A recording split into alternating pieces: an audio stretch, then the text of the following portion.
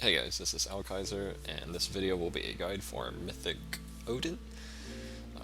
Just jump right into it. Differences for Phase 1 and 2. Rim Bearers will now have an extra mechanic to handle unerring blasts, making it a lot more chaotic. And Phase 3 has an extra mechanic, which requires your raid to be organized and coordinated. For your raid comp, you'll want 2 tanks, 4 to 5 healers, a balance of range and melee DPS, but preferably DPS that can multi-dot, 2 target cleave, and DPS that has very little ramp up time when switching targets. So basically Shadow Priests, Warlocks, and melee DPS such as Arms Warriors are great. I recommend 5 healers for first kill as Phase 2 and 3 both have a lot of constant raid damage going on. I would say this fight is significantly harder than anything in Emerald Nightmare, and probably is going to feel that way for most guilds. So let's just start from the beginning and go over the entire fight in detail. So Phase 1, the Rune Bearers basically are handled just like they're in Heroic. The fixated players still need to drag them on their matching runes, and when they die, they are going to debuff 4 raid members. These players then have to go to the rune's location to get a buff that reduces the unerring blast damage by 90%, so basically you have to get this, otherwise you're going to get one shot. So there are 5 rune bearers, 4 debuffs per ad, which is 20 people, which is the entire size of your raid. So everybody gets one of these buffs when each ad is, when all 5 ads are dead. If you're too slow to get your buff, things like Ice Block and Cloak can work, but probably shouldn't rely on that. Just make sure you kill the ads as fast as possible. Also keep in mind that the last ad to die's fixated target still has to get his matching buff, which is probably going to be a different color. So it's not equal how long it's going to take every single raid member to get to their rune. So number 1 priority always, when ads are up, kill them as fast as you possibly can. Also, if people are missing a debuff and there's only 1 ad up, it's obviously going to be that matching color, and you can call that out, and people can already start moving towards that rune.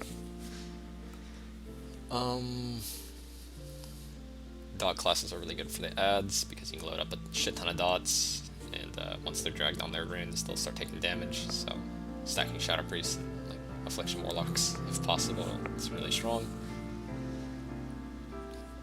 Phase 1 is really easy in comparison to the other parts of the fight, so as long as you're doing the unerring blast and the runes properly, should be pretty easy. People shouldn't be dying to the Horn of Valor, which actually can definitely kill people in Phase 1.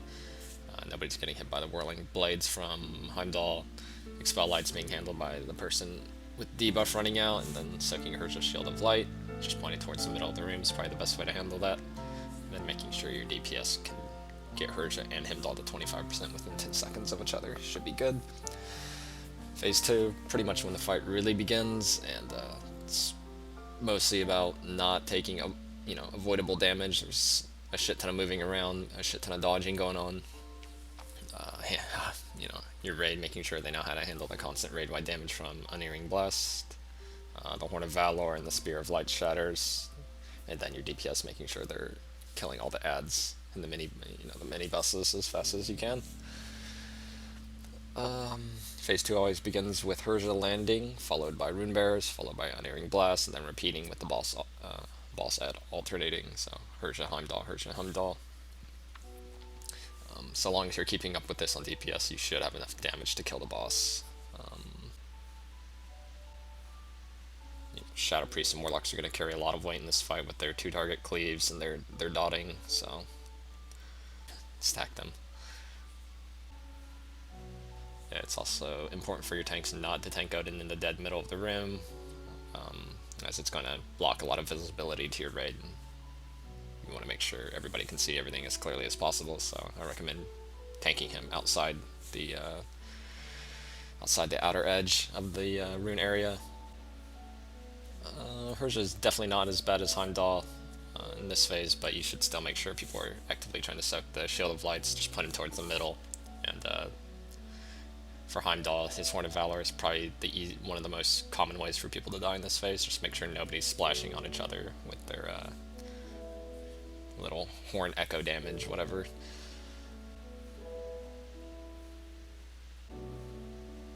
You should probably also use a raid-wide cooldown for every single horn in phase 2. Tranquility is great for this. And then your other healing cooldowns, like your Healing Tides and Divine Hymns, should be used on Odyn's Unerring Blast. You should only have about 2 to 3 Hurjas, maybe 2 Heimdalls, hopefully not 3, that would be very long. But with 2 to 3 Hurjas, 2 Heimdalls, it should be about a 6-minute phase. Should Odyn be around 59% during his Unerring Blast cast, he'll delay his next set of ads by like 10 seconds and he'll allow you to push him to phase 3. So basically, if he's 59% after a blast, you can just burn him down, transition him to phase 3, but if he's over 60%, you should probably just wait and go through another cycle of Hurja, Heimdall, and the ads. So basically at phase 3, or 55%, phase 3 begins, and you'll definitely want to have all your DPS cooldowns set up, your Time Warp, your pot, and your big bursty DPS cooldowns, as it's kind of a 2 to 3 minute burn phase. The main new mythic mechanic for phase 3 is the Runic Brand plus Radiating Smite.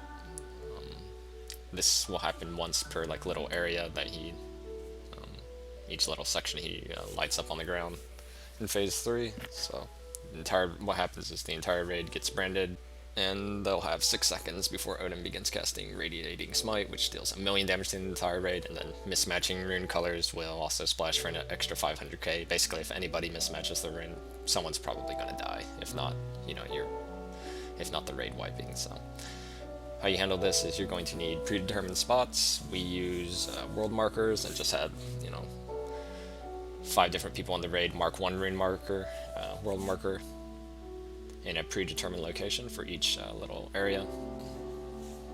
You definitely want to have that already set up for your raid. Each Radiating Smite should probably be followed up with a raid-wide cooldown, so your Tides and your Hymns and your Tranquilities should be used in this phase. Just rotate them. And then your tanks will need to know how to handle the Stormforged Spears, just like Heroic, except it does more damage.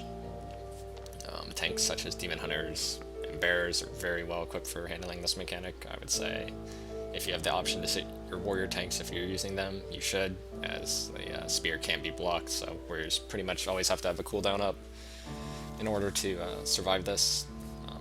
You can use externals, bops, or just save combat rests like we did. Unfortunately, you'll probably get to phase 3 within like 7 or 8 minutes into the encounter, and you won't be able to practice your locations very much, so like I said, highly recommend you demonstrate to your raid and get your raid marker, your world markers set up, and people understanding and knowing how to handle that mechanic before you get into this phase. Otherwise, you're pretty much just going to wipe instantly. Also, don't run into tornadoes. Phase 3 is very chaotic and very fast-paced, so you're going to have your tanks constantly running out for the spears. You're going to have Radiating Smite going off on every single little quadrant. Basically, it's 2 spears per quadrant and then 1 Radiating Smite, and then it's going to change, and your whole raid's going to have to shift. Put new world markers, do it every single time. Just do the best you can. Keep in mind, if your guild is struggling on specific parts of the fight, you might want to adjust your raid comp if possible. Like stacking more cleave, or rogues are great in phase 3, but they're not that good in phase 2, so you might want to adjust your raid where you feel like you're struggling the most. I personally felt this encounter was a pretty good one, minus the first phase, because it's basically just a waste of a few minutes every single pull. But that's about it, so thanks for watching.